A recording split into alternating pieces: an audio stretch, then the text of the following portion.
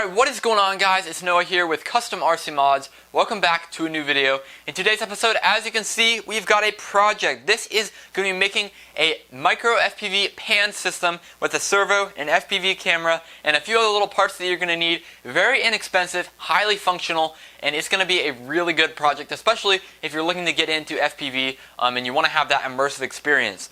Anyway, let's go ahead and just jump right into this. I'll show you guys what you need. Obviously, you're going to need some sort of servo. It doesn't really matter what size. I'm using just a 9-gram because that's what I have laying around. This is an old SG90, but you can use like anything, like I said, you have laying around. Probably the smaller the better, especially if you're running on mini or even smaller planes. You want to have something that's lightweight. And this 9-gram is going to work perfectly for me just because I'm running it on pretty much standard RC airplanes, so that's not an issue. Then obviously a ultra micro FPV camera, preferably one that can plug in with a little 1S battery. This one right here is straight off my Inductrix FPV Plus, and I just unplugged it, took it out of its little case, and we're all good to go. But there's plenty of these for under $20 on Amazon, and they're a great value, especially for the performance you get out of them. Another thing you're going to need is a wire that has a female micro JST on it. You can see just like that, and this is straight off of a motor off of my Tiny Whoop. So I just cut it off one of my old burnout motors, and that's exactly going to do it. Positive, negative, will plug right into the camera. That's good. You're also going to need a paper clip.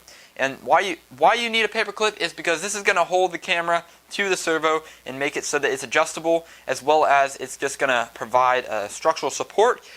So it needs to be a somewhat silicone insulated paper clip, and that means that it's not going to go ahead and short out any of these pins right here if it's metal and it's touching them when you're gluing them together.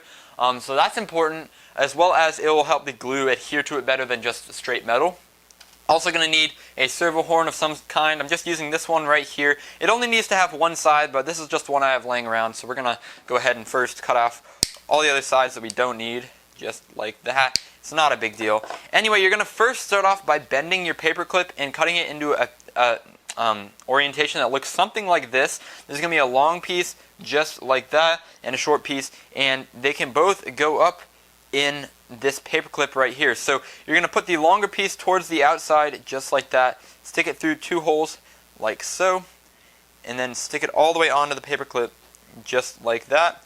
And then what I like to do is take the shorter side and wrap it around there just like that. And then what we can do is we can test fit where our camera is going to go. I'm just going to stick this little wire in between these 2 boards just like that.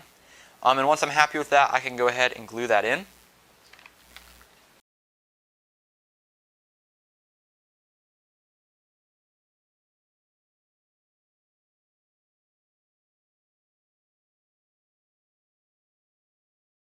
Alright, so while that glue is finishing up drying, we're going to go ahead and get into the nitty-gritty part of this, which is going to be soldering. This is a receiver-powered unit, meaning that you don't need a separate battery for your FPV system or your servo. Obviously, this is going to be plugging into your receiver so you can control it with your remote.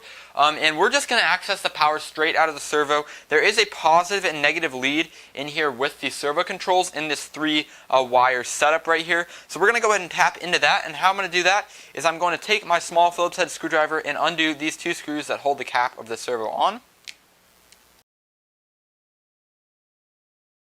Alright, so once we have that done, we can go ahead and pop off the top, and this is going to be the electronics part of your servo. What I like to do is just take a little vice grip and open it up just a little bit so my servo fits right inside, and that will hold it straight up so I can work on it like so.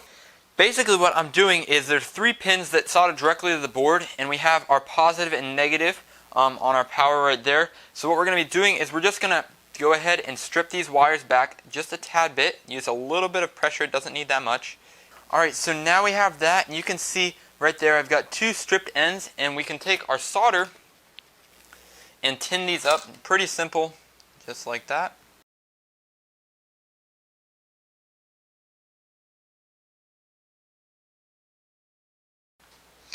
Alright, and now that we have that done, we can go ahead and I'm going to get my steel wool and clean off my soldering iron because this is pretty delicate soldering.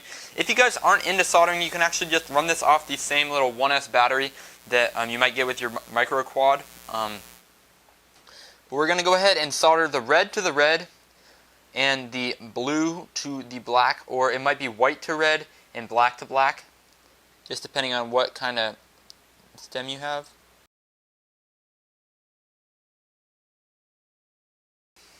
Alright, so with that done, you can see basically all we did here was we went ahead and soldered the positive and negative of the power to the positive and negative of our lead right here. And you want to make sure, just do a double check before you seal everything up, that everything is all clean. There's no pads bridged on the board. But with that done, it looks good.